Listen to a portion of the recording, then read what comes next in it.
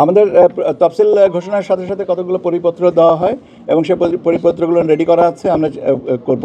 এবং level playing ফিল্ডের ক্ষেত্রে যে বিষয়গুলো প্রাসঙ্গিক হবে আমরা সবটুকুই নিশ্চয়ই নিশ্চিত করব, যাতে কেউ অন্তত পক্ষে কোনো অভিযোগ না করতে পারেন। এখন কথাটা হচ্ছে যে এটা তো আমাদের দিক থেকেও যারা এর সাথে জড়িত রাজনৈতিক দলের তাদেরও সদিচ্ছার ব্যাপার থাকতে প্রাসঙ্গিক।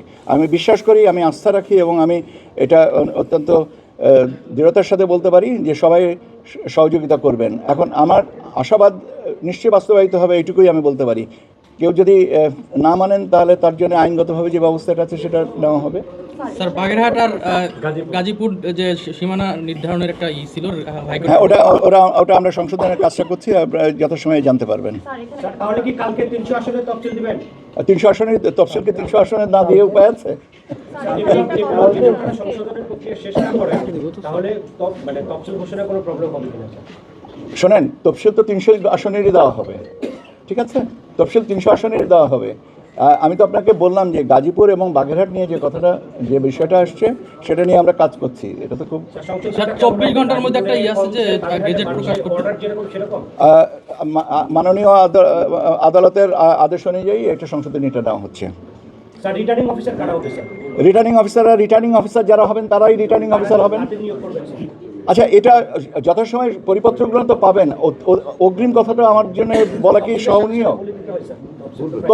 তফসিলটা সন্ধ্যা 6টার সময় জাতির উদ্দেশ্যে ভাষণে মাননীয় প্রধান নির্বাচন কমিশনার স্যার বলবেন, তারপরে আমাকে বলেন যে তফসিল ঘোষণা হয়েছে, এটা হয়নি, তখন আমি বলতে পারি। আগে তো বলাটা কি সমীচীন? আপনাদের কর্মকর্তা কাউকে কি দিচ্ছেন রিটার্নিং কর্মকর্তা? আবার এই একই তো প্রশ্ন যে তফসিল ঘোষণার পরে রিটার্নিং অফিসারদের কথাটা আসবে, আগে থেকে এই জিনিসটা আমার বলাটা উচিত না। স্যার, তফসিলের পর কি প্রশাসনিক দিক দিয়ে কি আপনারা রদবদল করবেন? মানে রদবদল এরকম কোনো আপনাদের? রদবদল একটা চলমান প্রক্রিয়া, যেখানে যার যতটুকু প্রয়োজন হবে তারা করবেন।